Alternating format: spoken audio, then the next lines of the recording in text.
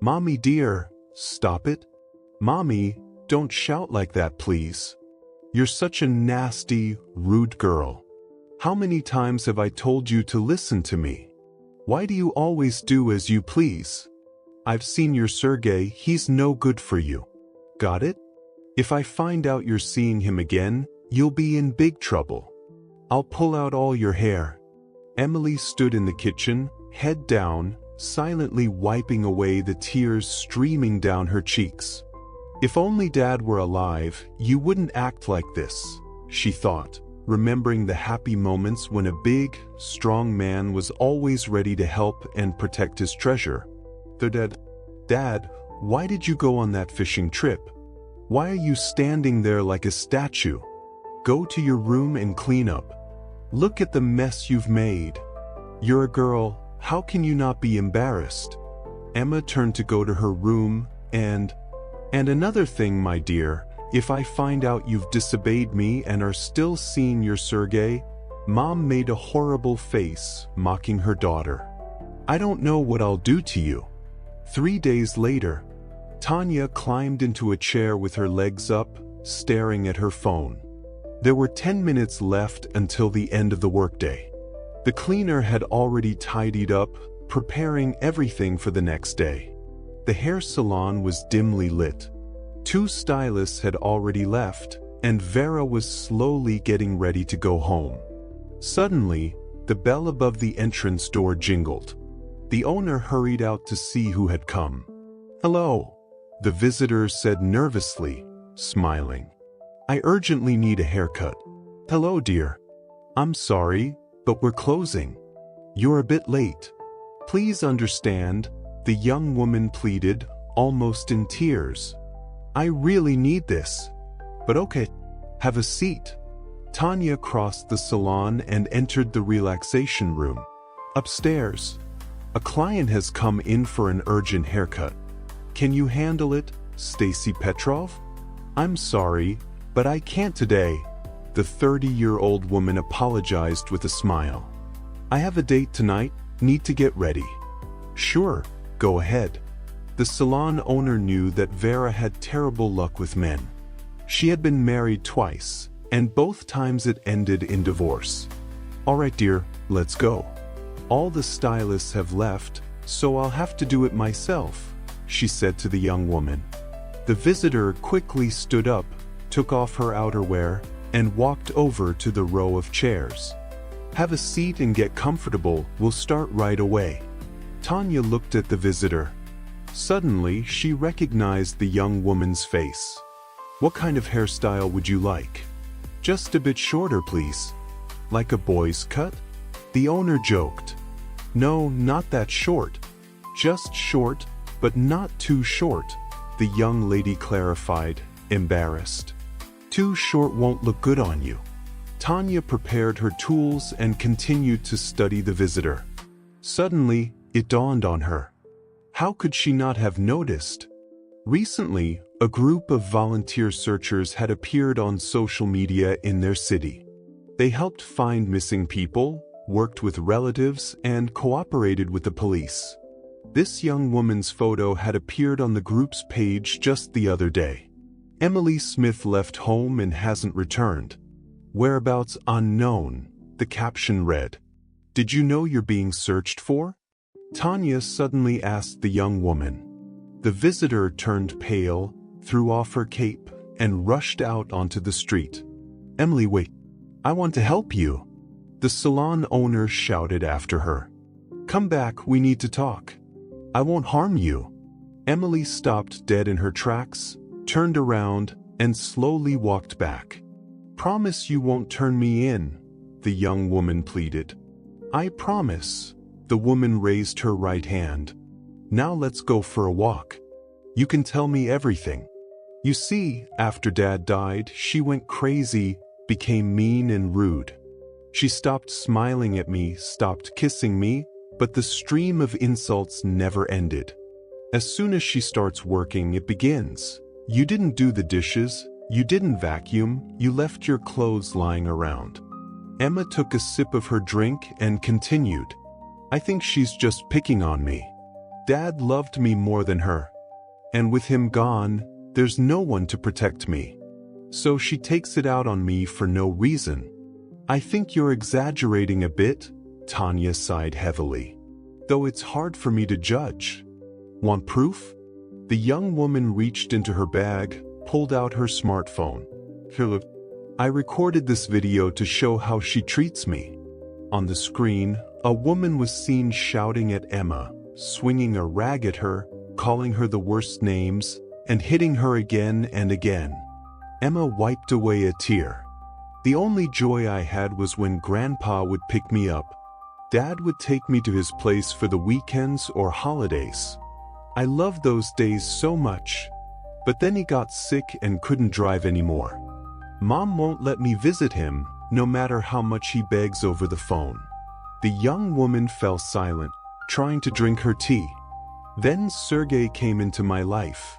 He saw Mom yelling at me in the supermarket and felt sorry for me.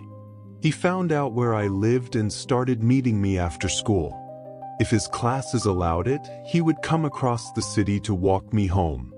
Emma blushed slightly. One day, Mom got off work early and saw us talking outside the apartment. The young woman fell silent again, remembering the past. She started making scenes, threatening to put Sergey in jail, even going to his university. And then what? Tanya asked, choking on her tea. How did the meeting go? One time, she shouted and cursed at him, but he called his dad. His dad is some big shot in the mayor's office. He came and promised to put her in jail. She got even worse after that, barging into my room without knocking, taking my phone to check my messages. Recently, she took my keys so I couldn't leave the house without her knowing. How did you manage to escape? Sergey made a duplicate key, the young woman said with a sad smile. When I couldn't take it anymore, I decided to leave home. That's my story. Are you living with Sergey? No, the young woman shook her head. I can't put him in danger. If she finds out, she'll make his life miserable. Her voice trembled. I have everything I need, money, and documents. I just need to make it through the night. The train leaves at midnight. Where are you going, silly? To Grandpa's. He knows everything and can't wait for me to arrive.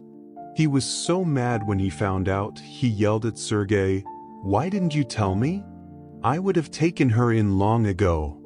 I was planning to go myself." But I beat him to it. Emma, don't you feel sorry for your mom? Tanya suddenly asked. Think about it, she'll be miserable without you. Why do you say that? The young woman looked up at the salon owner in surprise. I was listening to you and remembering my own life. It turns out we have a lot in common. When I was young, I ran away from home too. Mom remarried, and my stepdad tried to kick me out of the apartment. Mom? The woman smiled sadly. My grandma left me the apartment, but he didn't know that. He thought if he kicked me out, it would be his. So I had to leave and stay with friends. Didn't your mom protect you? She had a heart attack when she found out everything. She kicked him out, but it was too late. I moved to another city, finished hairdressing courses, and started working. I never went back to her, and now it's too late. Tears streamed down Tanya's cheeks. She ended up in the hospital, had an attack. She's gone now. I see. Emma sighed heavily. But you know, I don't want to take any chances. I need to make it to the train station and get out of here. She paused, then added, Will you still cut my hair? You promised. Of course. But let's do it this way. And she shared her newly thought-out plan with the young woman. Emma stood nervously, looking at the brightly lit platform. The train was already there. The conductor checked her ticket and showed her to her compartment. Now she was waiting to see if her mom would show up. Tanya had advised her to tell her where she was. There were people around, and the station was full of police, so she should be safe from any rough treatment or scenes. The young woman saw a familiar figure. Her heart sank. She couldn't move. "How could you do this?" Her mother shouted from a distance. "I'll grind you to dust, you little doll. Get home right now, no more trips. Over my dead body. And your grandpa can go join your father." Emma's eyes welled up with tears, and a lump formed in her throat. "I told you this was a bad idea," she thought to herself. "She's going to take me home and make my life miserable." She slowly backed away towards the train door. The conductor stepped out, watching the scene with interest. "What are you looking at?" Her mother snapped at him. "She's my daughter, I'll raise her as I see fit." "You're deeply mistaken," he replied. "I'm Sergey's father. Emma is going to her relative's place, and will deal with you in the morning. A police report has already been filed, and there's evidence of your abuse. The court will decide what to do with you." "You nasty man. Think you're above the law just because of your position?" Her mother shouted, but then a group of police officers appeared on the platform. They stood silently, and her mother realized that every word she said could now have serious consequences. "Emma, darling, let's go home. I forgive you," her mother suddenly said in a sweet voice. "Mommy's waiting, dinner's ready. I was so worried while I was looking for you. And I'm sorry, Mom. Grandpa's waiting for me and Aunt Marina and the cousins. They've already prepared a room for me at Grandpa's. I'll stay there until I'm 18, and then I'll marry Sergey." A young man approached and stood next to her. "He's already proposed?" Emma smiled. If you enjoyed the story, please support me with a like. And to stay updated on new stories, don't forget to subscribe and hit the bell icon. Take care.